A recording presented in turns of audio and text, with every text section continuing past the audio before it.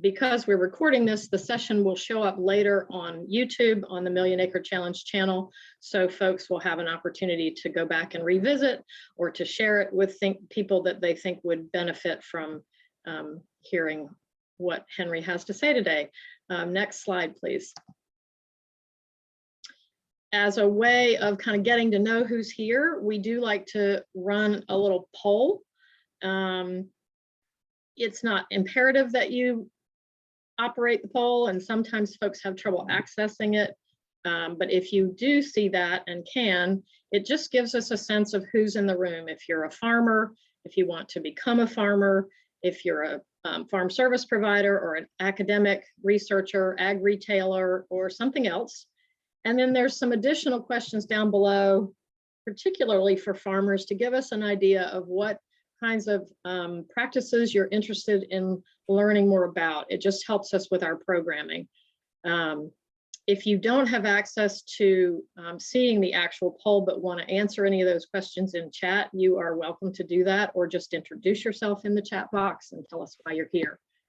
We'll give that another couple of minutes or seconds really to get going. Right now it's looking like we have an equal number of folks in the room who are farmers and who want to become farmers, so that's exciting. We also have some others in the room. I'm always curious about what those folks are. And reducing fertilizer and herbicide use is showing up as a top practice that folks would like to learn more about. Also multi-species cover cropping and farmer-to-farmer networks. I'm just loving, I love watching these. Can everybody see what's coming in or just me? I don't know if that's visible to everybody or if I get the secret pass to the poll results.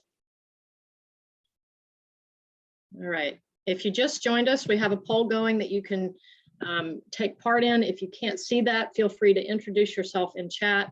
Tell us whether you're a farmer, want to become a farmer, or if you're here for some other reason, and some of the soil health practices you're interested in learning more about. Hopefully the Million Acre Challenge can help you do that. All right, I'm going to go ahead and wrap up our poll. I'm sorry if you missed out, but we just have so much ground to cover. All right. A lot of want to become farmers. You guys won out by just a small percentage point there. And other farmers in the room who are interested in learning about reducing herbicide and fertilizer use, multi-species cover crops, funding opportunities. We got a little bit more about that. Farm diversification. We're glad you're all here. Next slide, please. That's you, Elizabeth. Yes, it is. I'm forgetting. We have different roles today, and I'm forgetting what my own is. There it is. So some of the work of the Million Acre Challenge is captured here. The most important thing for you all to take home about this project is that we're farmer-centered. We really believe farmers are the experts, not us, and we believe that you are already doing your best to steward the land, and we just want to support that process and allow you to find ways to sort of take the next step. I will highlight the soil testing and benchmarking study that we are involved with PASA, Pennsylvania Association for Sustainable Ag. That here in Maryland through Future Harvest is headed up by my colleague Lisa Garfield, who's on the webinar with us today. And then farmer-to-farmer networking, we're doing that right now.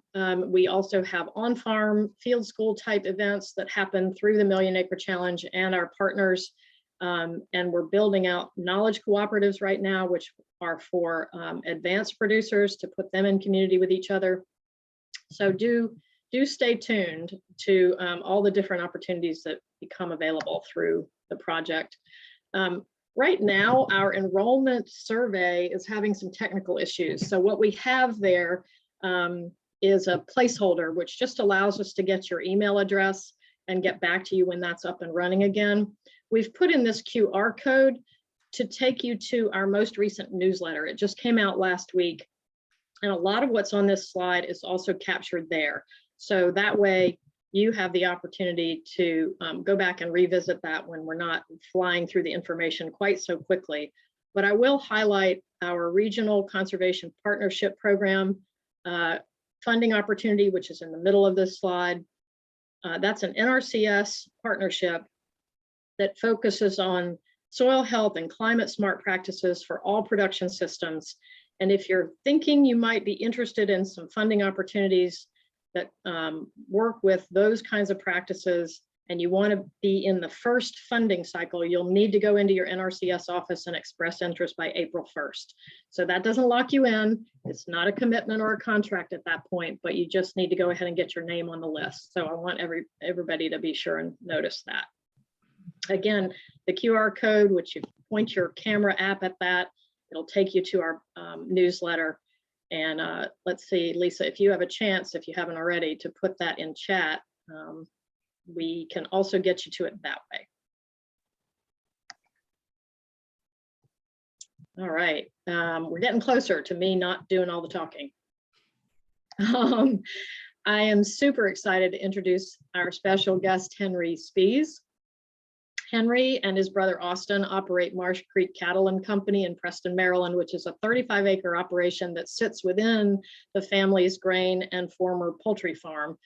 Both Henry and Austin were members of 4-H for years, and Henry notes that as part of his inspiration to launch this enterprise. He was also a longtime member of the Talbot County Corn Club, and he has some interesting thoughts on that group's focus on yields and how it's influenced the way he's thinking about Marsh Creek cattle. And we'll hear more about that in just a minute. Henry originally thought he might become a veterinarian, but he has a degree in animal science from the University of Maryland. At Marsh Creek, he and his brother raise Black Angus beef, chicken, eggs, and pork. They're committed to a business model that honors the seasons and gives them and their pastures time to rest. They raise most of their animals during the warmer part of the season, from spring to mid-fall, and they only keep cattle during the cold winter months. They focus on building diversity and habitat in this multi-species operation that happily coexist, and they measure their success by the health of their soils.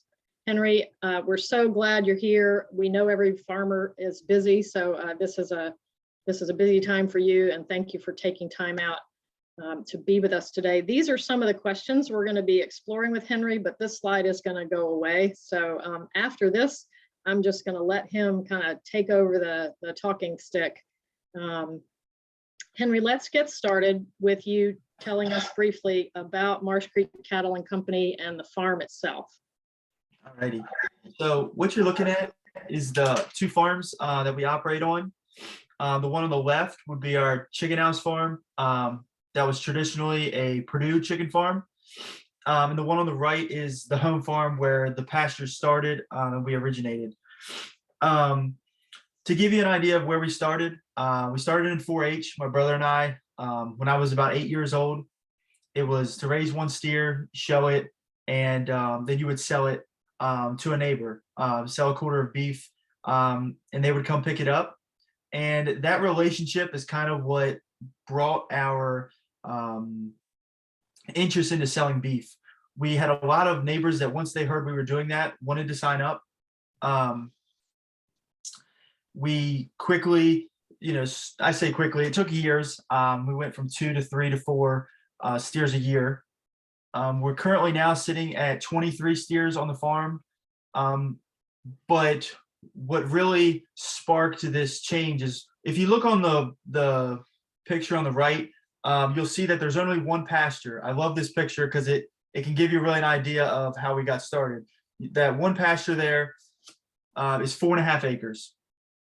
We had 15 calves or animals on that piece of property, and that was all that we were operating. Up until 2017, that's what we were doing. We had the cows there. My dad grain farmed everything else that would look brown in the other fields. And that was kind of, just what we knew. You had your animals, they continuously graze what was available, and that's what they had to eat, and we just supplemented with hay. But in 2017, I toured Polyface Farms in Virginia, and that really opened up our mindset towards what could be possible with the farm. Since then, we've added 250 layers. We raised 6,000 meat chickens, and we did 50 hogs. That I would have never imagined would fit on that farm before I had seen Joel Salatin doing it. He really gave us a new perspective on what animals' roles were on the farm. And that being said, we found a whole new realm of opportunity. And I guess that's the whole purpose of this presentation, just to show you guys what could be possible if you kind of think outside of the box that's been traditional for I don't even know how many years. But yeah, so if we go to the next slide, it will show you the chickens. So after 2017, we had the idea, but the big issue was we couldn't put poultry on our farm if we had a contract with Purdue. This farm was producing about 100,000 birds every 8 weeks, but in October of 2019, we were sitting in a situation where Purdue, this was before the pandemic actually happened, which a lot of us we want to think of it as a family that's the pandemic did it, but we had a buyout contract where Purdue was overproducing chicken and they were looking to older growers to buy out their contracts. And long story short, my dad stopped growing chickens commercially. That opened the door for my brother and I.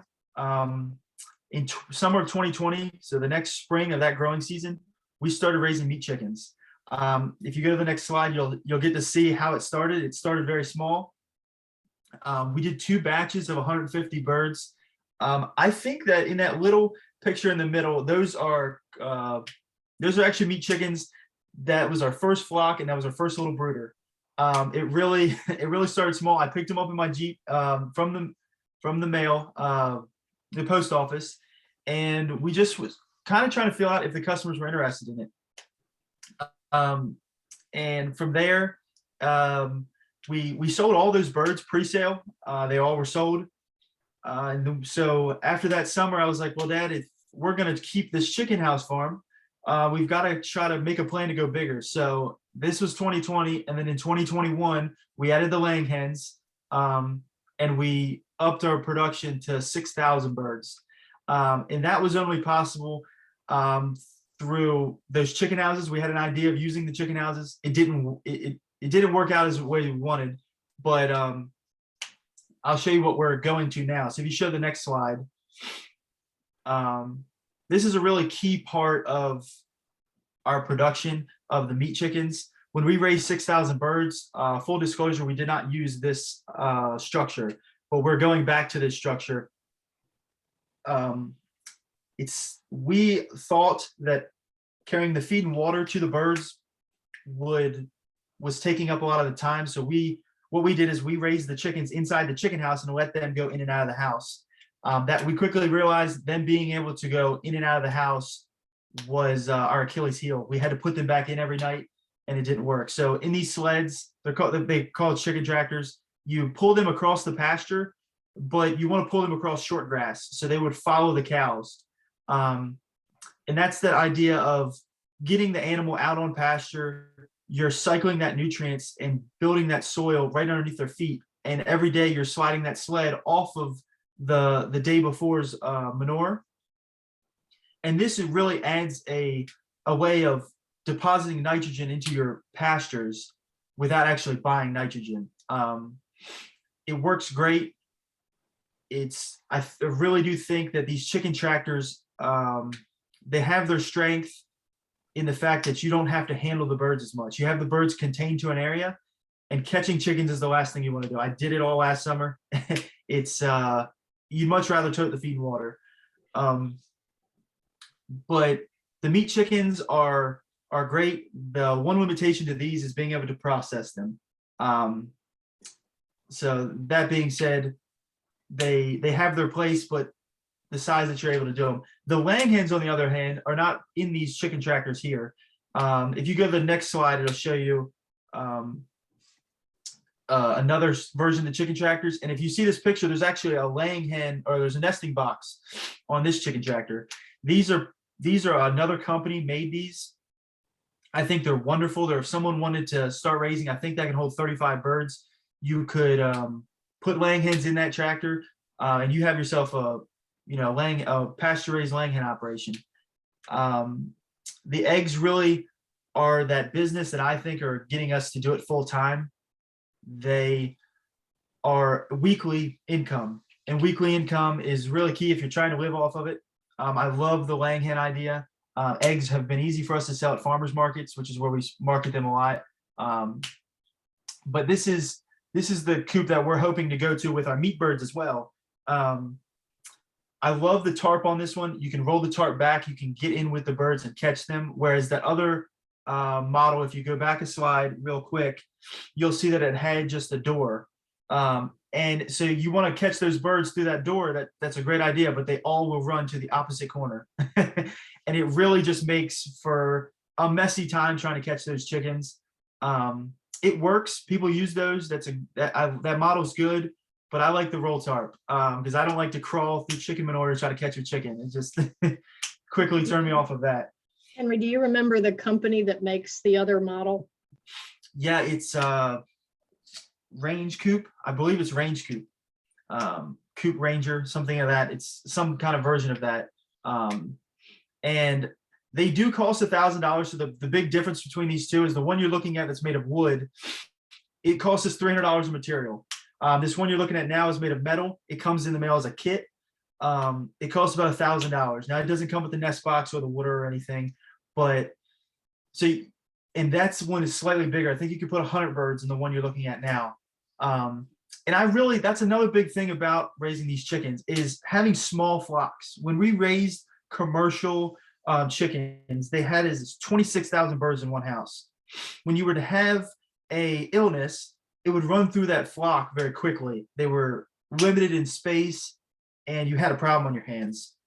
Here, if you have a sickness in 100 birds, you can most likely you can manage them, pick out the bird, or if worst case scenario, you have a problem with 100 birds, not 26,000 or 1,000. So keeping the flocks smaller. Also, you'll find when you process chickens, this was a key thing that we found.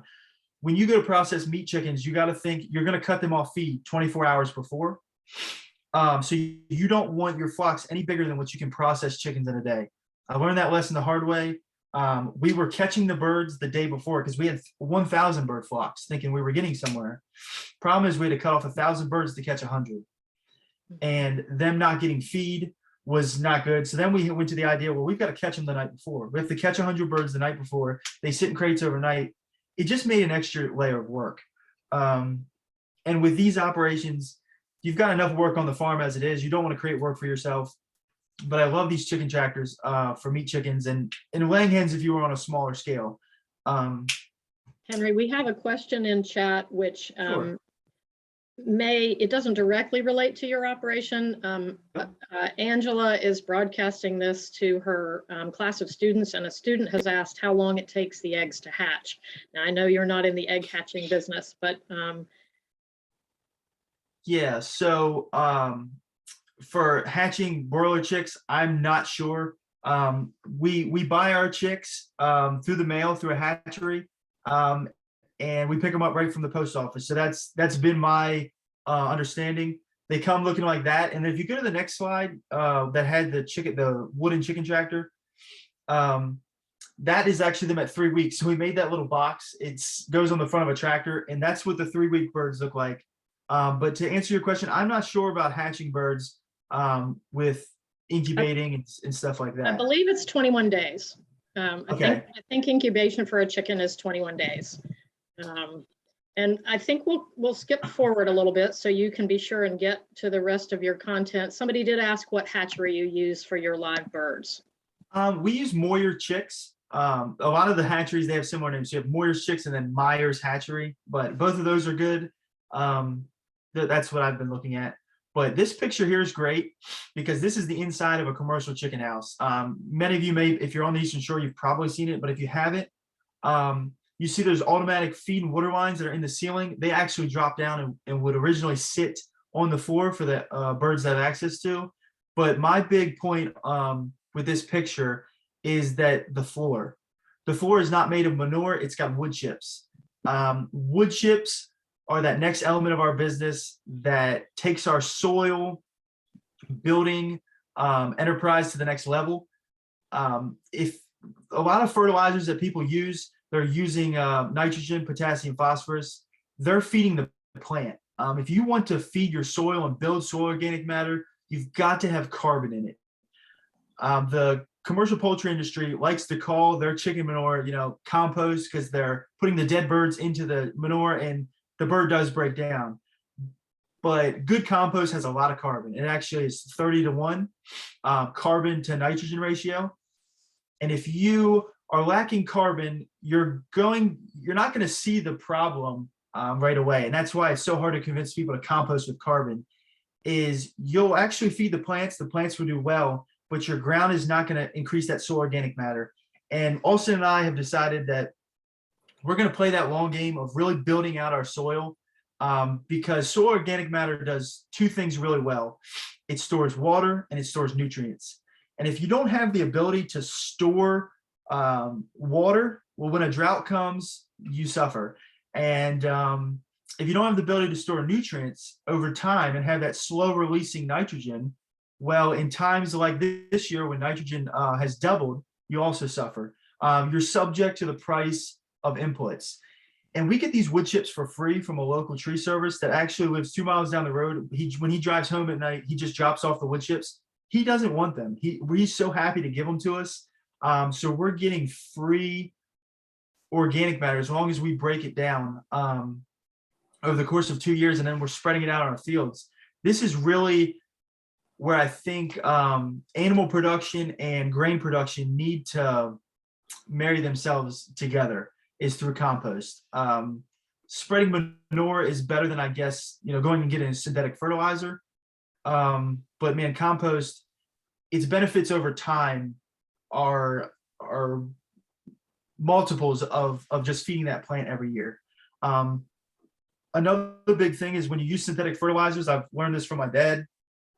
The synthetic fertilizers have salt in them. So they actually throw off the pH in your soil. And now instead of just having each year to put down nitrogen, you've got to put down lime because your pH is falling. So you're getting an acidic soil. And with compost, you don't see that. You really see it's a slow release of nitrogen and nutrients over time. And a lot of farmers are afraid of wood chips because they think they're acidic. But when you compost them, they're actually basic. I got a soil sample or a manure sample for our compost, and it came back with a pH of 8, which is actually slightly basic. So that was interesting to me. Whereas our chicken manure, it actually came back 6.5. So something unique to see. But you want to go to. There's a couple questions in chat that I'll bring up as we move to the next slide, Henry. Okay. And I also want to, well, let me just back up and I'll just highlight these two real quick. Let's see here. How long do you let the chips sit before you spread them on the field, and what maintenance or work is required on the chips during that time? So let me go ahead and read the second question, because I think both of these are going to come in as you address this slide. Yes. The second question is, you mentioned that you're not raising chickens in the chicken house. So are any animals coming through on those chips? If not, do you see other repurposing for the chicken houses? Yeah, so the chicken houses, I'll start with that question, because the chicken houses are my grand project of trying to repurpose. They were built for a very specific reason. But one thing we found that is really beneficial to using the chicken houses is for our brooder. Those chicks, when we get them as babies, they really need that heat of 93 degrees. So we're bedding those chicken houses with wood chips and starting the chicks in the chicken houses. So we're not using all 3 houses yet. We're using a small portion of the middle house. But being able to start them in a nice warm environment and having that control for the first 3 weeks of the meat chicken's life is key, but also starting laying hens. We start laying hens in the chicken houses as chicks, and they do not lay an egg for about 18 to 22 weeks. So they actually live the winter months in the chicken house on wood chips. Now, I will say, I have misspoke a little bit. When you raise chicks, we learned this the hard way. You don't want them on hard wood chips. they have an aroma from them that messes with their respiratory system. You want to use like soft woods like pine, like use pine shavings first. Those chickens for the first 3 weeks of their life, we'll make a small area and we'll put down pine shavings over top. They can be over top of wood chips, but you want old wood chips that have already been composted for a while that don't have that fresh aroma to go in with the baby chicks, because they're really sensitive to that. So if you're getting wood chips and you don't have any like older wood chips yet, I would recommend just buying pine shavings, because pine shavings are your best bet. But as for the management and how long this composting process works, it's really neat. I'm just scratching the surface of it, but if you see in these pictures, the hogs are on top of compost. They actually have a crucial role in this composting thing. If you've ever had any experience with compost, they tell you want to turn it to aerate it. Well, I don't turn it with tractors. I turn it with my hogs. So what happens is when we start the process of composting, we would use our cattle first. So we finish our cattle on a 90 to 100 day finishing cycle in the winter months. Once they come off pasture, they're put on wood chips, straight hard wood chips. They defecate. They have manure that's down. We will pull them out of the barn once a week and add more wood chips. So we're creating layers and layers of nitrogen, carbon. And when you want to start with 18 inches. When you're putting these steers on, you start 18 inches deep. It's called deep pack bedding. If you want to look it up, it's a concept I learned from Joel Salatin. It works wonders. So those steers go off when they go off to the butcher, you're left with an empty barn. You will then put the hogs in the spring to turn that compost. Hogs naturally like to root, and they would dig through this. But a trick that you do is as you're feeding those steers, when you were feeding them grain, you put in old hay.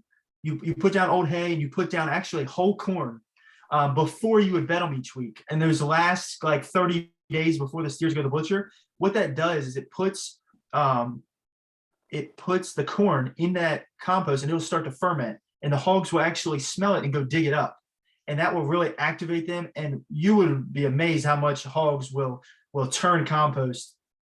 If you look at the picture in the bottom right, it almost is starting to look like mulch, and that's just 1 year in. So you go with the steers, then you have the hogs come in. Then we'll pile this all up after the hogs go out on pasture, and we'll then start turning it every 6 weeks, 8 weeks. We could turn it more. We really make a rough compost. It's not screened. It really is. Sometimes have little wood chips in it when we spread it out on our pasture. That's not a problem. We haven't seen it as a problem yet. So we're 2 years. So when the first steers go on, then you have the hogs turn it, and then we let it sit for a year, and then that next spring we're putting it out there. So that I'm going to jump in just to let you know, believe it or not, we're at 12:29. Okay. Slides when you're having fun, and I know you have a couple of other slides that may relate to this enough that we can get to them. Somebody asked what you treat the compost with, and then have you done a nutrient analysis on the compost? And I'm not sure if you have answers to those questions, but I'll let folks look at this beautiful picture while you're. Yeah. So when the hogs, I like this picture to follow up because the hogs have left the barn and they're out on pasture. But to quickly answer your question, we don't treat the compost with anything. When you pile up compost and you build that heat, that's treating out any weed seeds, anything that would be in it. So very simply, we don't treat it. And the other question, I don't remember what the second question Have you was. done a nutrient analysis on the compost? Yes. So we did a nutrient analysis for the first time this year. And not to go in too depth of the nutrient analysis, but I found something very interesting between, because I also did of chicken manure that was left in the chicken house, is what typically people spread as a manure on fields on the Eastern Shore. And the one key I'd like to touch on is that the compost had 42 pounds of nitrogen per ton, whereas the chicken manure had 84 pounds of nitrogen per ton. It had twice as much nitrogen in the chicken manure. The big difference here was that the chicken manure had 50%, they have a metric there, that 50% of that nitrogen that the chicken manure had, the traditional chicken manure, was available in the first year. whereas the compost, only 9 pounds per ton was available in the first year. So quickly, the takeaway I get from that is that compost is playing a long game. You put down 40, you put about a ton per acre on your pastures. Only 9 pounds of nitrogen is going to be realized in the first year.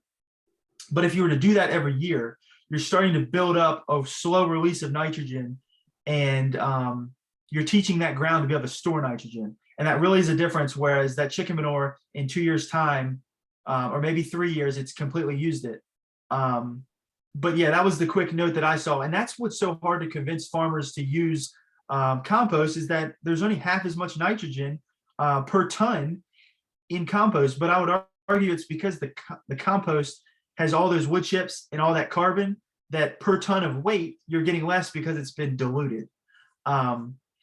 But to go back to these pictures, that's actually a good picture there in the bottom corner. I got a close up of what our compost looks like. Some people get skittish that maybe the compost isn't, fine enough. It didn't break down enough.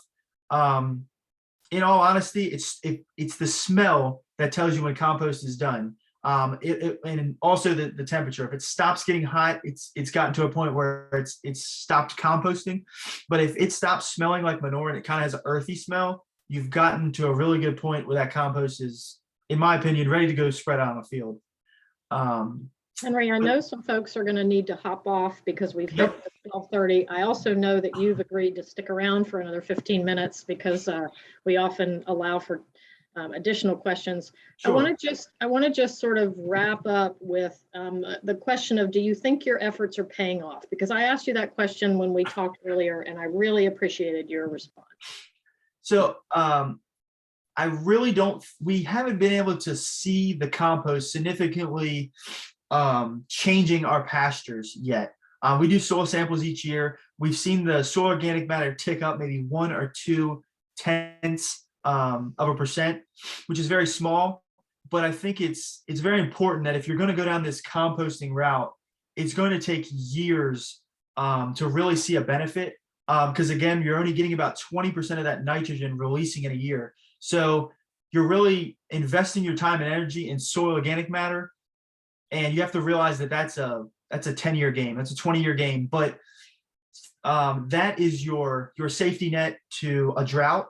It's your drought policy. It's your fertilizer.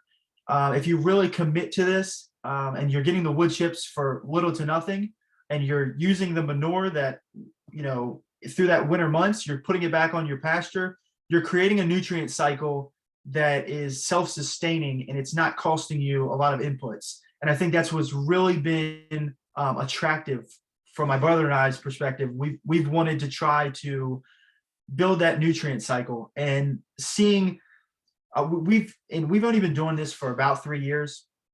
The only difference I've seen so far is that we've beat the weeds. We don't have red root coming in, pigweed, sagebrush. Our pastures are beating them to the punch. And I think that's largely a product of rotational grazing. But as for seeing benefits of the soil organic matter, it's taking time. It's going to take time. But I really do think adding that much carbon each year we're going to see it when a drought comes, and water infiltration and stuff like that, for sure. And if you want to wrap up by just tying in what you mentioned to me about the focus in the Corn Club on yield and how that relates to your perspective, which is pretty different. Yeah, so growing up, my dad would always enter me in the Corn Club banquet. And the big thing about the Corn Club banquet everyone gets excited about is they have a contest each year, and every farmer takes out the best part of their field. They pick out a sample spot, and it's all based on yield or yield per acre. So whoever has the highest yield of 280 bushels of corn, somebody's got 300 bushels acre corn, they get first place. And as I've gotten older, it always struck me that all these guys sitting in the room are here to farm for a living and make money, but no one is having the conversation of what it took to get that 300 bushels to the acre. If they put down 300 pounds of nitrogen to get there, was that really the most profitable or best thing for the ground that they're farming? we didn't have that conversation, and that kind of rubbed me, it kind of starting to bother me more and more. Nobody is measuring the soil organic matter that they built over the last 5 years, and we're not sitting there having a soil competition. We're having a yield competition. So I think it's a paradigm shift for farmers to invest in the soil rather than just feeding the plant every year. But that's the uphill battle that I want to try to convince people of, because I think when you're having an annual rotation where you're doing corn and soybean, you're constantly removing carbon from that ground. And at some point that's going to catch up to us. We're going to have soil that's just so depleted from carbon that it's not going to hold any water. And that's kind of a really good challenge that I like to try to attack, or just to show people. And I love for our business to be the model to show people that you can build soil organic matter. It's just through using a different form of fertilizer. So That's so great.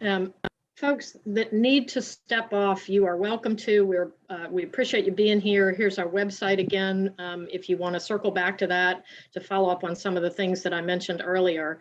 For people who can stick around, we are glad to have you. And there's a question here from Joshua. Henry, for your pastures, do you seed them? That's a great question. So the goal with a pasture is to seed it once. Seed it once in your lifetime, and you should, if you've got the concept of rotational grazing, and you're really there's a lot of debate on this, but I really like the take half, leave half scenario. If you're grazing that pasture where you're taking the top half and really giving it the rest that it needs to get back to that position where it's really easy. When you look at grass, when the cows graze it, it'll nip off the end. If you're able to get it back to a point, then that grass has been able to recover its root system, and you'll be able to beat out the weeds each year. So you shouldn't need to reseed. If you're having to reseed every 4 or 5 years, well, then we should talk, because you're close. You may be close with the rotational grazing, but there's something that's lacking, and you're missing it at some part. Yep. Kathleen asks, how have your practices impacted your animal breed selection? And I'll just mention, since we're no longer sharing the slideshow, if folks want to come on camera, it's always kind of nice to see each other's faces. Certainly not obligatory, but you have the option to do so. Yep. And the question was, how is the genetics that we chose? How have your practices impacted your breed selection? It hasn't impacted it as much as I would like. That's kind of a limiting factor on the Eastern Shore of Maryland. As for instance, cattle, we don't have a lot of cattle farms, and we don't have a whole lot of genetic base. So what I've done is kind of my own research. If I find somebody that I like their calves, and I'm always looking for a cow or a steer that's medium to smaller frame. I don't like miniatures. Because what you'll find is a miniature animal, when you take it to the slaughter, you're just not getting that revenue. You're not getting that carcass weight, and I think you sacrifice it. You sacrifice your profitability on that end. So I'm really looking for a traditional, English breed cattle, Hereford, Angus. Simmentals start to get big if you can find a moderate frame Simmental, but really moderate frame animals. And when you find a good genetics of calves that will gain weight on grass, you want to stick with them, because I don't think it's perfect science. I don't think it's one breed or another. It's how was that calf converting grass into fat and growth. And whether it's Hereford or Angus, they all can do it, but will they? And so every time I find a good calf that will do it, I find the guy that I bought the calves from, and I'm like, I'd like some more of those, and I stick with people, and I've seen big differences in it. I've seen calves that just whittle down to nothing when you put them out on pasture, and unfortunately, that's a genetics thing. You can't beat yourself up about it. You just got to realize it wasn't a great calf, and maybe that's a ground beef steer that year. So genetics do play a role. You have to pay attention to your animals and how they're doing. But I haven't got into any heritage breeds or anything, just from lack of availability. But yeah. Josh has a follow-up question of what you originally seeded your pastures with. So I like using species that are native to this area. Someone said it in a speech. They said, if it will grow in your ditch, then it'll grow in the pasture. And not trying to get too complicated with like, you want this certain breed of fescue and, or, you want an orchard grass field. I think it's really important to have a diversity. I think we have a 5-way blend. I'd love to have a 10-way blend. Because when you put all those seeds out there, what you do is you really find which species, which seed is, and which plant is going to thrive in your area. And that's how you pick your seeds. So just to give you a basic idea, ours is Ladito clover, red clover, it's got white clover. So I like clovers, but we're finishing steers. So we need that higher protein amount. So we're looking 30, 40, 50% of clover if we can. But then orchard grass and fescue are the other two. Very common grass types, but they do really well in our climate, being cool season, but also having a hot summer. So that's what our perennial pastures are. And yeah, if it grows in your ditch, you probably grow good in your field. So That's great. Other questions?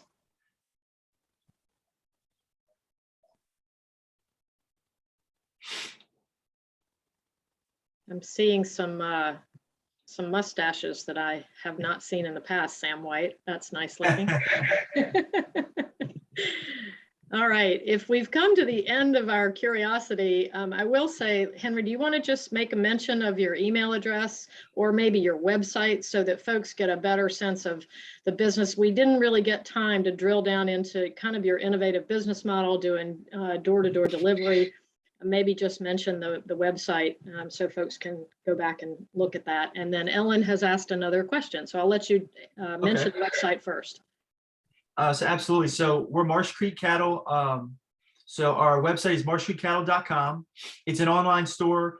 We're on Facebook heavy. You'll get to see a lot of pictures of what we're doing on the farm with Facebook, and that's just Marsh Creek Cattle Company. There's a contact spot on our website if you had a question or you wanted to come see the farm and stuff. I love to show people. I do have a crazy busy schedule, so I try to, schedule something with you.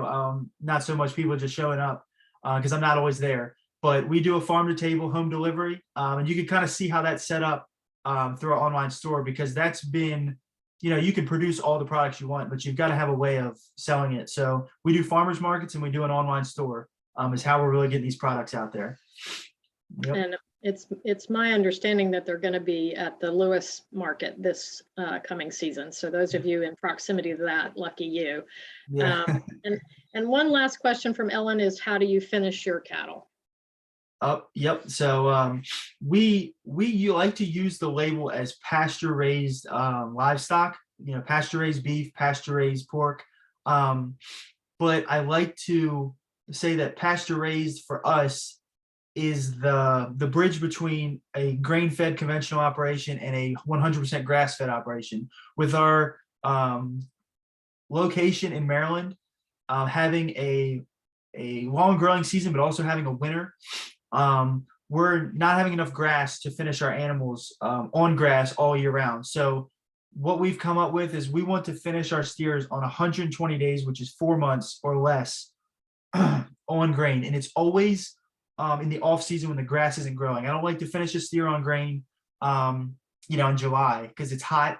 The steer struggles to eat a lot of grain. They will eat grain. They will eat grain and gain weight in the wintertime. So months of December, January, February are prime time for us. We're actually getting our steers back right now in March. They're coming back from the butcher, but we don't use any antibiotics. And that's even ionophores and different antimicrobials. I just get all of that out. Just simply, your grain. And it's grain and hay when we put them up in the barn. You want to always have them access to forage to keep that ruminant moving. But yeah, so that 90 to 120 day finishing period is how we get them to up to weight. Yep. All right. And we are right at 12:45, which seems like a good stopping point. Thanks for the extra 15 minutes to you and to everybody who stuck around. Henry, it's fascinating to me. You're new at this, and I'm so looking forward to seeing how this evolves over the next, 5, 10, 15 years. I predict really good things out of you in Austin. Thanks so much, folks. Stay in touch with the Million Acre Challenge. We'd love to have you continue on with this network of really engaged farmers. Have a great rest of your Wednesday. I see.